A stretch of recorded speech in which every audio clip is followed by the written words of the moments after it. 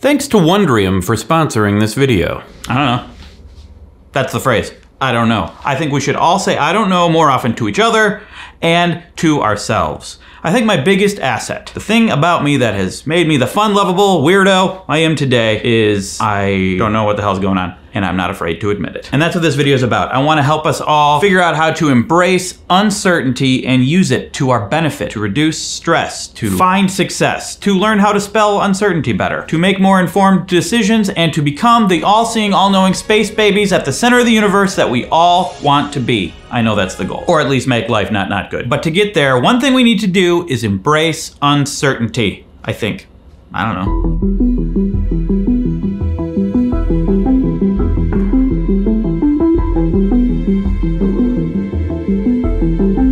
This video is coming at you in two lists. One, why embrace uncertainty, and two, how to embrace uncertainty. And a little sub-list about finding your life's purpose. And I'm gonna say uncertainty a lot, it's gonna be fun. Maybe I'll take my shirt off at some point. No, I won't.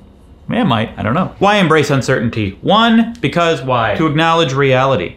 The world is uncertain. Sorry, know-it-alls. You're welcome, know-it-nuns and know-it-nuns. It's true, pretty much all the things we depend on, not certain. You don't know if the bus is gonna show up on time, your car is gonna start, be a piece of copper in your Whopper, Sig Pack in your Big Mac, Osprey in your latte. The world's uncertain, right down to the quantum level. Have you heard of the uncertainty principle? We can't even be certain of the position and momentum of a particle at the same time because the act of measuring it changes it. Same thing happens to me whenever I try to measure water. The momentum keeps moving the position, I just can't. I'm not even sure if I'm explaining the uncertainty principle correctly. Yes. Almost nothing is certain. But why do we have to acknowledge it? After all, ignorance is bliss. He has a point. Like if everyone in the Matrix just ignored the problem, it would have been fine, right? Seriously, they could have just ignored it. But we are not in the Matrix, maybe. So we must acknowledge uncertainty. Because if we don't, we are lying to ourselves. And as the saying goes, when you lie to yourself, you make light out of poyers and elf, as they say. Also, it will lead to uninformed decisions. Therefore, number two, to avoid uninformed decisions. We can't know the result of most decisions with 100% accuracy. Therefore, if you trick yourself into thinking you do know with 100% accuracy what's gonna happen, you will not take the time to better inform yourself, I think. More on that in the how-to section. Now, number three, to avoid indecisiveness. You may wait until you are 100% certain before you make any decision at all, which means you may never make the decision because nothing is certain. Almost. I'm not even certain nothing is certain, so I say almost. Or eventually you might just lie to yourself that you are certain and that there are no other possible outcomes, which is unfortunate because, number four, embracing uncertainty helps you prepare for possible outcomes. Usually, if you make a decision, there are several possible outcomes on a spectrum of good and bad, or a quadrum of different things. And if you ignore those possible outcomes, you can't prepare for them. Preparing for them could be very useful. Here's an example. Hey, we should get married. But what if our marriage sucks? Right. How about we date first? And live together? Also a prenup. I'm out. Okay, that didn't work out, but I think you get the idea. 5, avoid disappointment. When I go to the DMV, I assume I don't have all the forms I need. I just assume that I'm wrong. And when it doesn't work out, I'm like, yeah, that's fine. I expect it. I'll go back and I'll try again. Point is, I generally don't assume with 100% certainty that things are just gonna work out all the time. That's kind of stoic philosophy, isn't it? This whole thing's kind of stoic philosophy. The trade-off here, I guess, is that it also limits how excited I get about something when in the back of my mind, I'm always like, well, this bad thing could happen, but I'm okay with that because I think it's more realistic. 6, you can discover the unknown. I don't know how this all ends for me. Ideally, I'm a space baby at the center of the universe, but I guess there's a small probability that I'll just die. I want to prolong the time before that happens as much as possible. Of course, anything horrible could happen suddenly. Whoa! Darn meteors. But I'm still gonna try. I search for all the imperfect information about health. You've seen the videos: exercise, eating habits, sleeping habits, productivity habits, habity habits, rabbits habits. That's where I hop and eat carrots. I am uncertain that any of this will work, but I'm willing to put in the work because I kind of think that everything's uncertain anyway. I'm a firm believer in getting out of my comfort zone, not resting on my laurels or my squirrels. That's not a good idea anyway. Saying, there's got to be a better way! And I don't know if it works, but at least it makes good YouTube videos. For now, the future's uncertain. All right. I can't just say, just embrace uncertainty, dude. So I've tried to make a list of how to embrace uncertainty that I think can help. It's not easy to change someone's deep-seated behavior, but maybe this will send you down a path. I don't know. I'm just trying things. 1, find your purpose. Wait a minute! What's happening to my special purpose! Also not a very easy thing to do if you don't already know it, but it is important to do that if you're gonna suddenly be in this floating world of uncertainty. You need something to grab onto. There is something you can grab onto, yourself. I'm gonna help you grab yourself. Let's figure out how we can help you find your purpose. Here's how.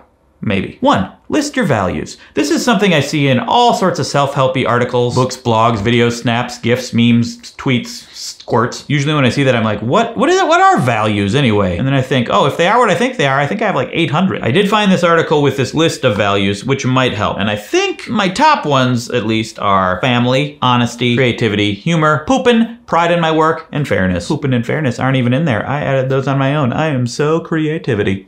To be fair, you probably are too. Now, if you'll excuse me.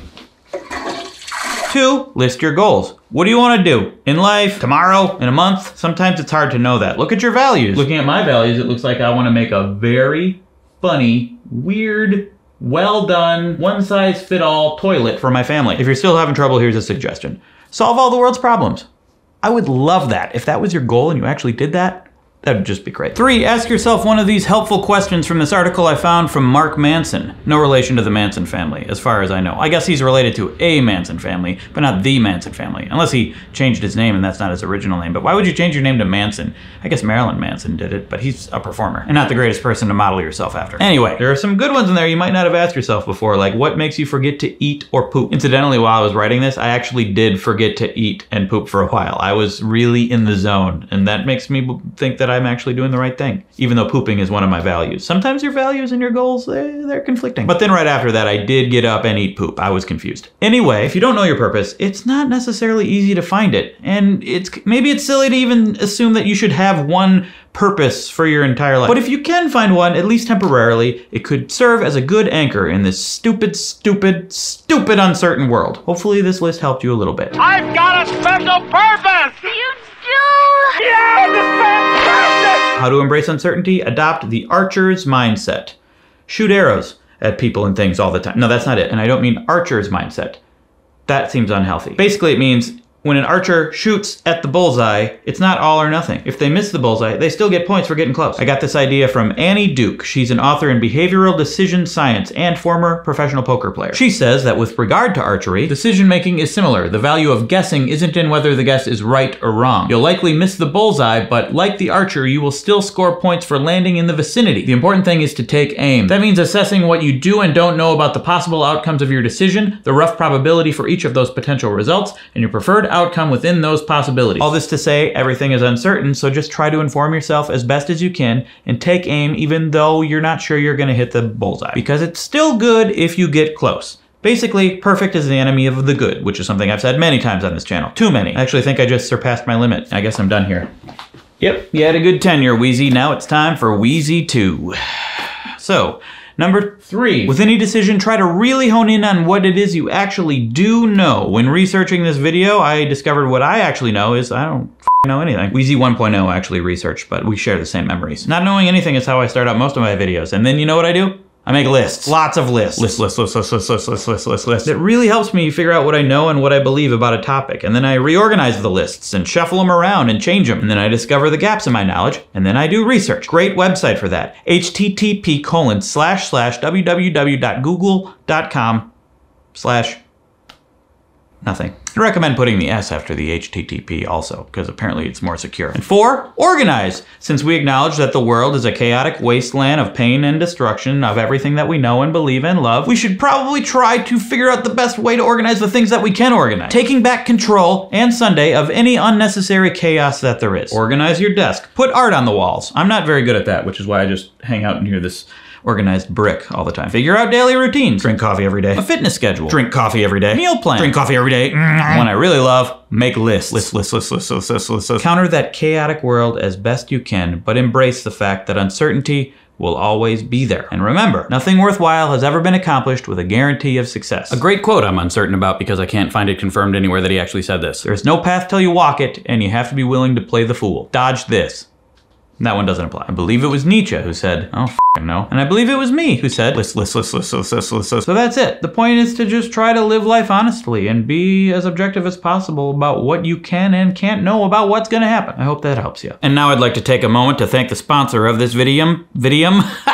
Wondrium. They put the fun in Fundrium, but they're not called Fundrium, they're called Wondrium. They're the premier, entertaining, and educational video subscription service that enriches your overall life experiences with approachable, comprehensive, and illuminating content. It's a museum for your mind, an institution for your imagination, a gallery for your genius, nook for your noggin, brouhaha for your brain, thicket for your thoughts. Listen, I could play alliteration games all day, and I will later because I've got a free afternoon, but you heard me talk about the Great Courses Plus before. Well, now they're called Wondrium. So if your friend's like, hey man, you want to go watch Great Courses Plus? You say, no, I want to watch Wondrium, out of touch friend, where you can find all of the Great Courses Plus tried and true content and more. And speaking of uncertainty, you can learn about economic uncertainty, see if I explained the uncertainty principle correctly with quantum mechanics, think like a stoic, learn what Einstein got wrong. You thought he was a genius, and he is, but the scientific method is all about uncertainty. They got short form videos, long form videos, how-tos, tutorials, that's the same thing, travelogues, documentaries. Speaking of documentaries, in a few months I'm thinking about doing a video in which I eat bugs every day for a month. And they have a documentary called Bugs, where it follows this chef and this food researcher from the Nordic Food Labs, offshoot of that famous restaurant Noma in Norway.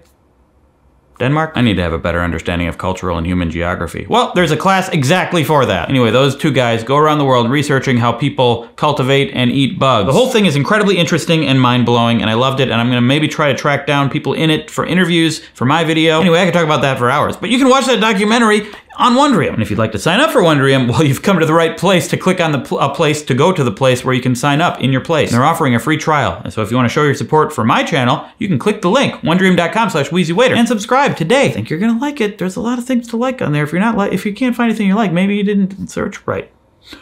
If you liked this video, click like. I'm uncertain if that even does anything at this point, but yeah, and subscribe for more. You can support me on Patreon. I do a monthly live stream over there, early releases of videos if they are done early. YouTube thinks you'll like this video. In my previous video, I tried to get over my perfectionism by writing 30 songs in 30 days, and it really helped, and I really like how it turned out. Love it if you check that one out. And again, subscribe! I need a haircut.